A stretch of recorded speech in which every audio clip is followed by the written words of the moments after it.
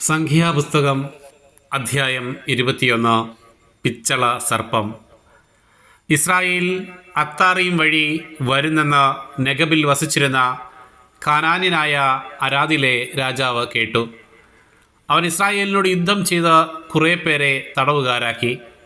Israel കർത്താവിനോട് ശപഥം ചെയ്തു, അങ്ങ് ഈ ജനത്തെ എൻ്റെ കയ്യിൽ ഏൽപ്പിച്ചു തരുമെങ്കിൽ ഞാൻ അവരുടെ പട്ടണങ്ങളെ നിശേഷം നശിപ്പിക്കും. കർത്താവ് ഇസ്രായേൽ പറഞ്ഞത് ശ്രവിച്ച് കാനാന്യരെ അവർക്ക് ഏൽപ്പിച്ചു കൊടുത്തു. അവർ കാനാന്യരെയും അവരുടെ പട്ടണങ്ങളെയും നിശേഷം നശിപ്പിച്ചു.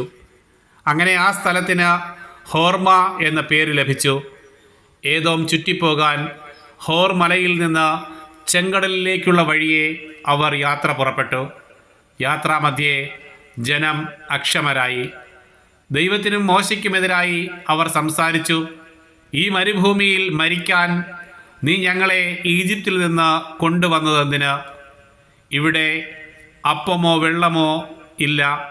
വിലകെട്ട ഈ അപ്പം തിന്ന് ഞങ്ങൾ മടുത്തു. അപ്പോൾ കർത്താവ് ജനത്തിൻ്റെ ഇടയിലേക്ക് ആഗ്നേയ സർപ്പങ്ങളെ അയച്ചു. അവയുടെ ദംശനമേറ്റ് ഇസ്രായേലിൽ വളരെ പേർ മരിച്ചു.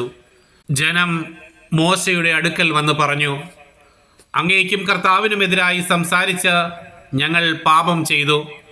ഈ സർപ്പങ്ങളെ പിൻവലിക്കാൻ കർത്താവിനോട് പ്രാർത്ഥിക്കണമേ. മോശ ജനത്തിനു വേണ്ടി പ്രാർത്ഥിച്ചു. കർത്താവ് മോശയോട് അരുളി ചെയ്തു, ഒരു പിച്ചള സർപ്പത്തെ ഉണ്ടാക്കി വടിയിൽ ഉയർത്തി നിർത്തുക.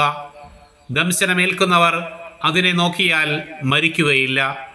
മോശ പിച്ചള കൊണ്ട് ഒരു സർപ്പത്തെ ഉണ്ടാക്കി. അതിനെ